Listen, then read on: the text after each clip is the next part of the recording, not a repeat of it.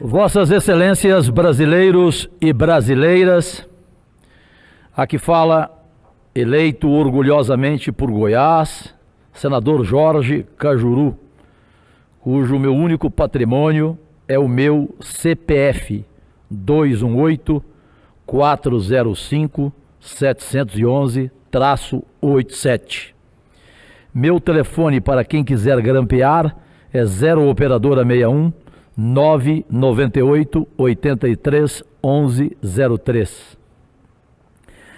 Primeiro, cumprimentar, por ser atuante, o meu amigo do Tocantins, senhor presidente dessa sessão, senador Eduardo Gomes, porque estava ali sozinho no plenário e pensei que hoje não haveria sessão, não chegava para presidir. Aí eu falei para o meu assessor, quer apostar que o Eduardo chega?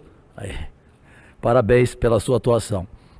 Mas é claro, segunda-feira é normal o plenário estar assim vazio e outros senadores devem estar atuando em outros locais. Amanhã tem reunião da CCJ, recebi o telefonema da presidente, admirável senadora Simone Tebet, e ela me disse que só a metade dos membros confirmou presença e há votação importante amanhã. Senhor presidente, eu não sei se Vossa Senhoria estava presidindo a sessão aqui, quando um dia depois de minha audiência longa com o honrado ministro Paulo Guedes, que tanto respeito e propago isto ao Brasil inteiro, mesmo discordando de algumas opiniões dele ou de posições dele sobre a reforma da Previdência.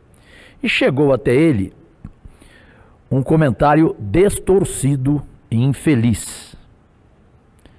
Nós vivemos de fake news, vivemos, meus únicos patrões da pátria amada, vivemos de notícias falsas, notícias mentirosas. Aí o Cajuru da tribuna falou para o Brasil inteiro que o ministro Paulo Guedes reconhece erros na sua reforma da Previdência. Não coloquem coisas na minha boca que eu não disse. Minhas 30 redes sociais possuem mais de 57 milhões de acessos mensais. Estão lá meus comentários. Eu fui claríssimo.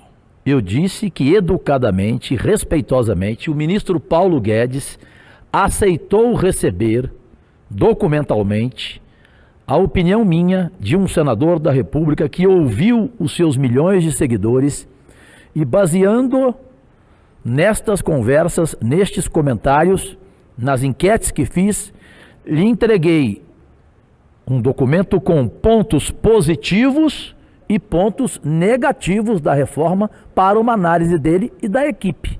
O que eu disse é que ele aceitou. Aceitar não significa que ele reconheceu erros. Ele aceitou a ler o que eu aponto como erros negativos e aquilo que eu aponto como acertos, como positivos. É muito simples. E aproveitei para dizer aqui, e está tudo registrado, caso o ministro tenha dúvida, que o próprio presidente Bolsonaro, na mídia, admitiu que esta reforma da Previdência, ela é impopular. Palavras do presidente Jair Bolsonaro, na imprensa, não para mim. Para mim ele vai falar talvez essa semana que ele quer conversar comigo, segundo o seu filho Flávio veio me dizer.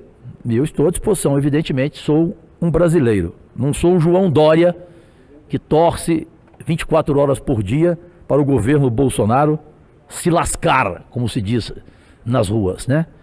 Porque aquilo é mais falso do que nota de 3, João Dória. E no final do meu pronunciamento falarei da barbaridade do que ele declarou hoje ao jornal O Estado de São Paulo. E também eu declarei nas minhas redes sociais aqui na tribuna que na imprensa eu li, muitos leram, que o ministro Paulo Guedes aceitava discutir alguns erros na reforma da Previdência, especialmente quanto a trabalhadores rurais e outros pontos. Isto foi o que eu li na imprensa escrita. Ele não disse nada a mim. Posto isto, presidente Eduardo Gomes, como empregado, de usar no início de meus pronunciamentos alguma frase. Essa não é minha, é de Milor Fernandes, mas que se aplica ao Brasil de hoje e à sua classe política em sua parte, pois eu nunca generalizo. Se todos os homens recebessem exatamente o que merecem, ia sobrar muito dinheiro no mundo. Se todos os homens recebessem exatamente o que merecem, ia sobrar muito dinheiro no mundo. Mas a notícia boa para este Senado Federal que a aprovação ao Congresso subiu depois da renovação histórica nas eleições de 2018. Embora a taxa de reprovação do Congresso Nacional ainda seja muito alta, o Datafolha mostrou que a avaliação positiva de parlamentares chega a 1/5 da população. Para ser exato, 22% dos entrevistados acham ótimo ou bom o desempenho deste Congresso. Pelo que foi divulgado, é o maior, presidente, patamar já aferido em início de legislatura pelo Instituto Datafolha, que fez pesquisas semelhantes em 2007 e 2015. Naqueles anos, a avaliação positiva desta casa foi de 16% e 11%, respectivamente, e agora 22%. Embora esse índice tenha subido para 22% em 2019, a fatia dos que reprovam os congressistas é maior. 32% nos classificam como ruins ou péssimos. Outros 41% avaliam a atuação dos congressistas como regular e 5% não quiseram opinar na pesquisa Datafolha do último sábado, que ouviu 2.086 pessoas nos dias 2 e 3 agora de abril em 130 municípios brasileiros. E concluiu que a avaliação mais positiva do Congresso soma-se à alta renovação nas últimas eleições. É a primeira vez em 20 anos que deputados reeleitos são menos da metade da Câmara, 48,9% do total. O número de estreantes, 243 parlamentares, chega a 47,4%. No Senado, das 54 cadeiras em disputa no ano passado, 20 foram conseguidas por quem nunca havia ocupado posto no Legislativo e 9 ganharam uma eleição pela primeira vez. A pesquisa, por fim, apontou ainda o crescimento da proporção dos que afirmam confiar no Legislativo. 57% dos entrevistados disseram ter alguma confiança no Congresso. 8% confiam muito e 49% confiam um pouco. Melhorou muito, melhorou bem. Os que não confiam de forma alguma são 41%. Bem menos do que os 67% que não confiavam no Congresso em junho do ano passado.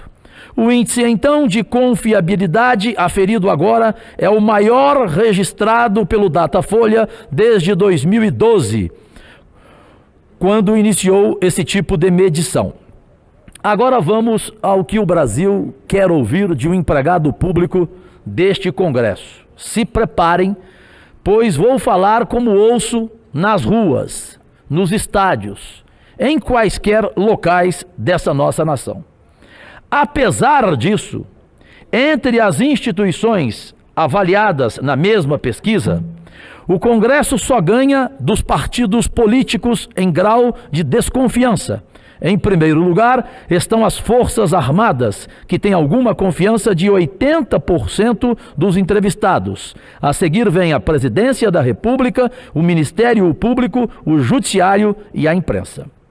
Ao mesmo tempo, senador Regufe, penso que o senhor, amigo, Vossa Senhoria, segue essa linha.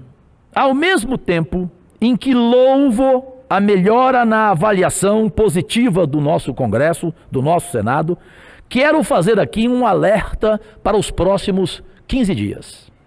Confesso estar com medo. Com medo. Essa confiança apresentada no sábado pelo Datafolha pode ser jogada por terra. E poderemos voltar àquele caminho do báratro, do precipício, do abismo, daquele primeiro dia sombrio da eleição. Se não nos colocarmos em acordo com a expectativa dos responsáveis por estarmos aqui, o povo não quer mais toma lá da cá, não quer mais os privilégios descabidos na máquina pública deste país, em todos os poderes, não quer saber de tergiversações, exige uma ação parlamentar voltada para o bem-estar da maioria, nos pede serenidade, respeito para com os colegas, para discordar, não é necessário desqualificar ninguém. Então o Congresso precisa colaborar efetivamente para ajudar o país a sair da crise em que se encontra. Isto significa tocar as reformas que são necessárias, sempre com um foco, reduzir as desigualdades sociais, abrir caminho para o desenvolvimento econômico sustentável, sem, para tal, abrir mão de seu papel fiscalizador.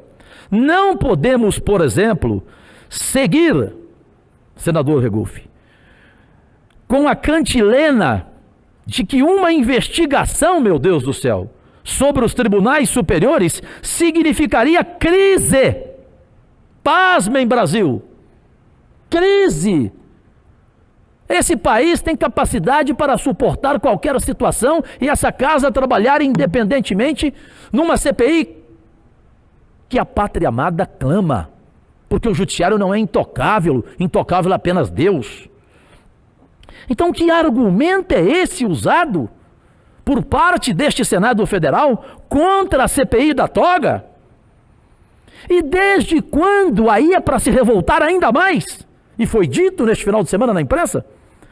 Desde quando uma eventual abertura de impeachment contra um só membro do Supremo Tribunal Federal, o dragão Gilmar Mendes? Quando isto pode colocar em risco a instituição? E a declaração foi, não haverá pedido de impeachment, porque impeachment seria uma crise agora. Pedir o impeachment, julgar aqui, porque todos terão direito ao voto, sim ou não, ao impeachment, julgar aqui nessa casa significa crise para o país? Pelo amor de Deus.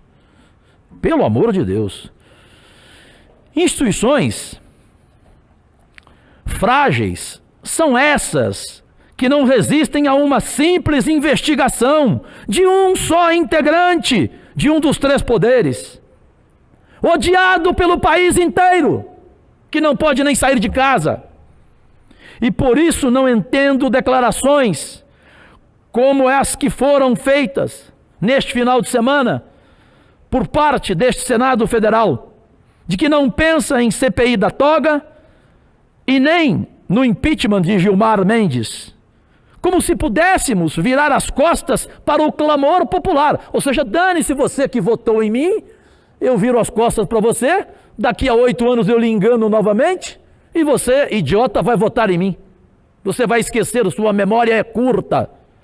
Horas, engana-se quem acha que o povo está bobo e que está sem memória. E vou aqui usar uma frase forte, permitam-me, brasileiros e brasileiras.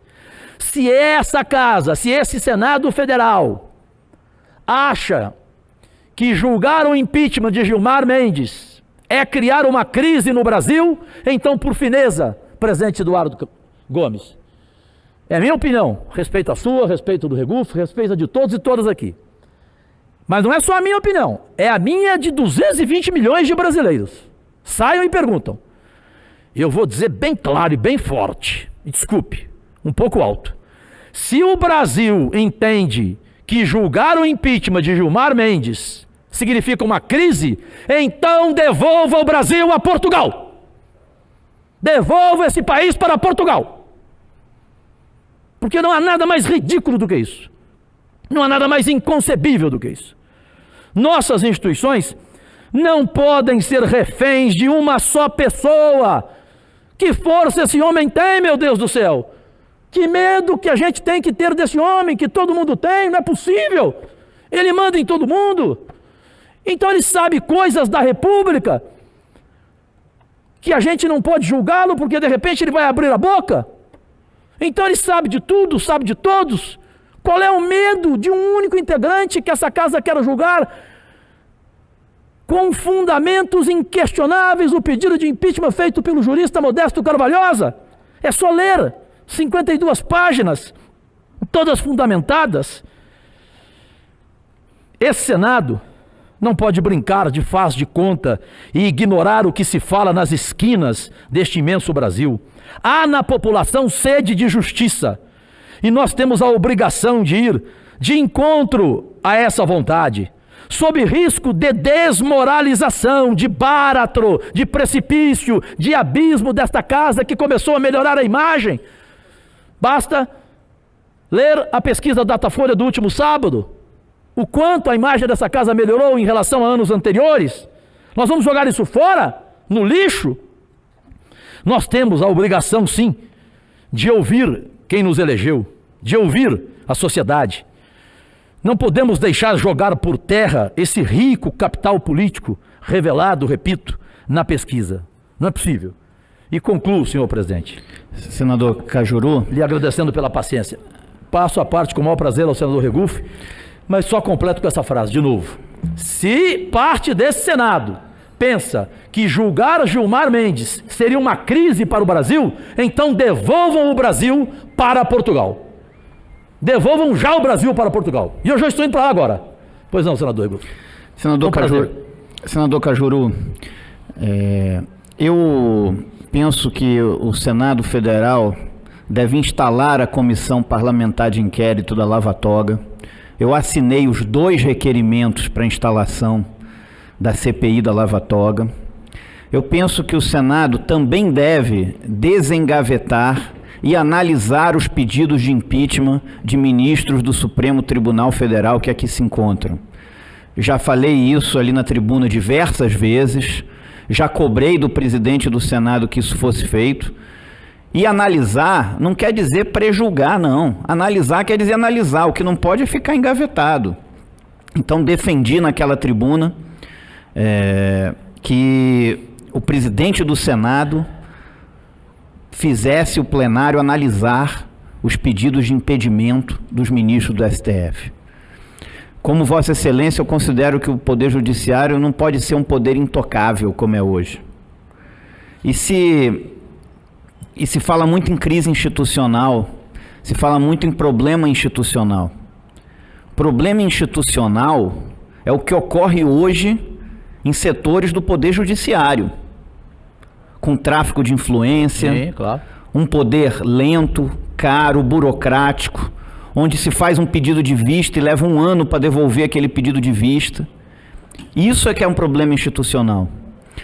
Agora, eu quero também me remeter um pouco então, sobre a questão do judiciário, eu defendo que essa casa instale a CPI da Lava Toga, assinei os 2 requerimentos e assinarei mais quantos forem necessários. Eu também. E penso que o presidente deve desengavetar e deve analisar os pedidos de impedimento dos ministros do STF.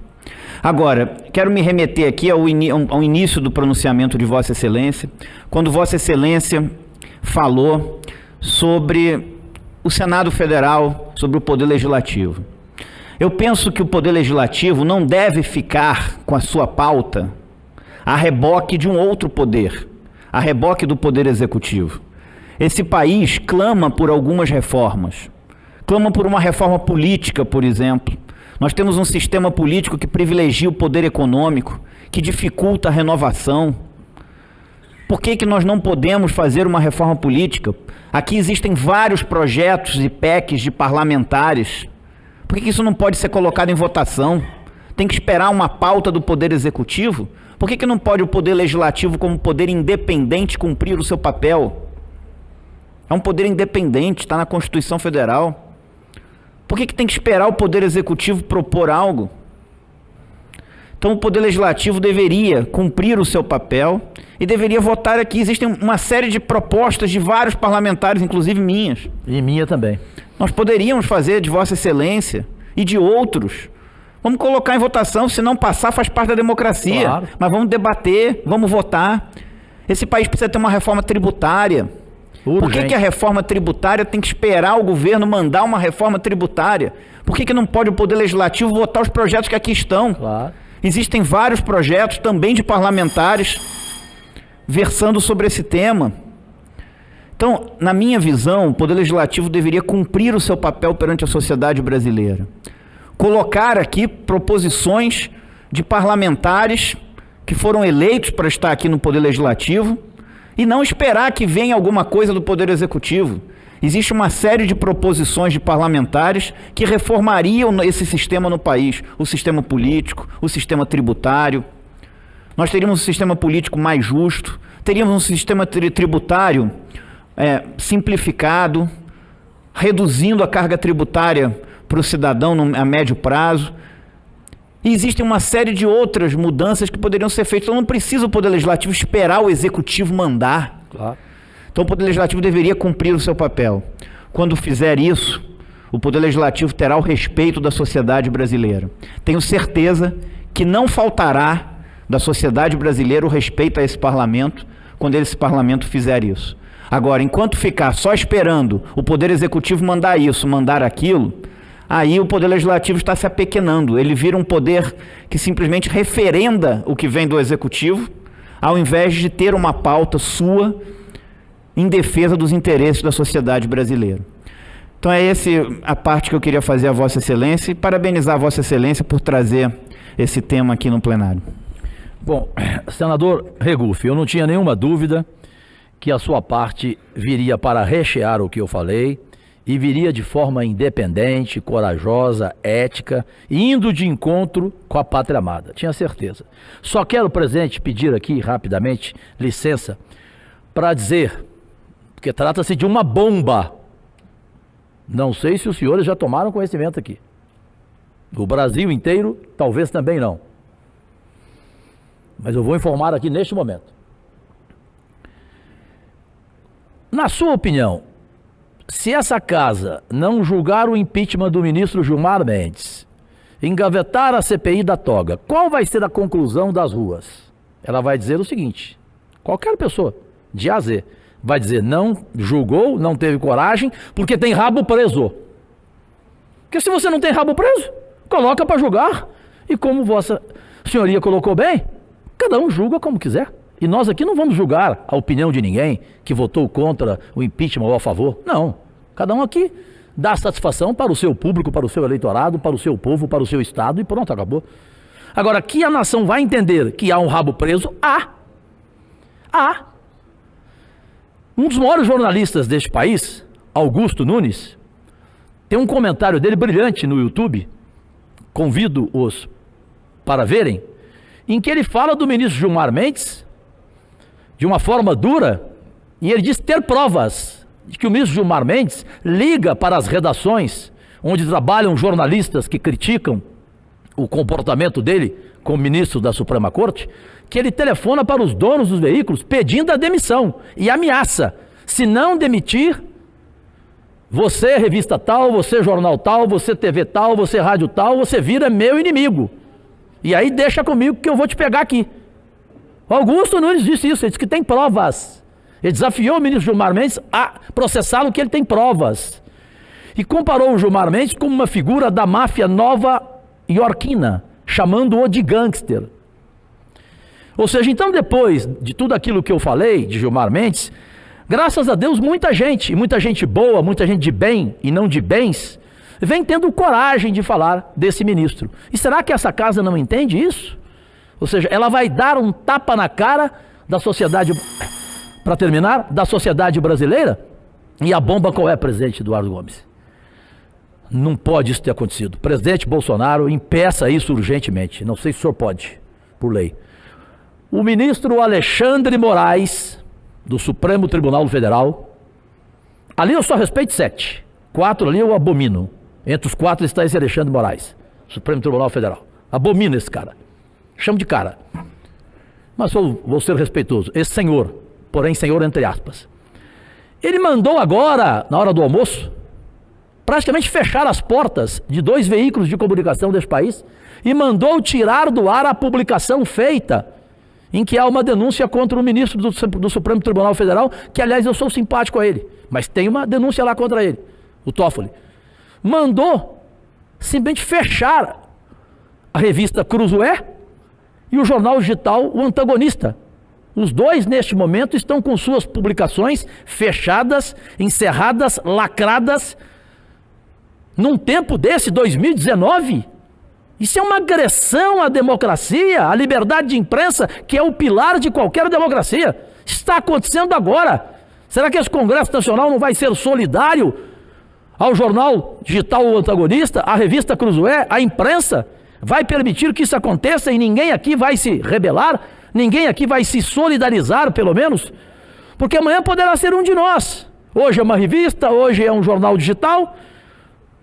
Não tem cabimento. Como o ministro manda fazer isso? Lacrar impedir uma publicação?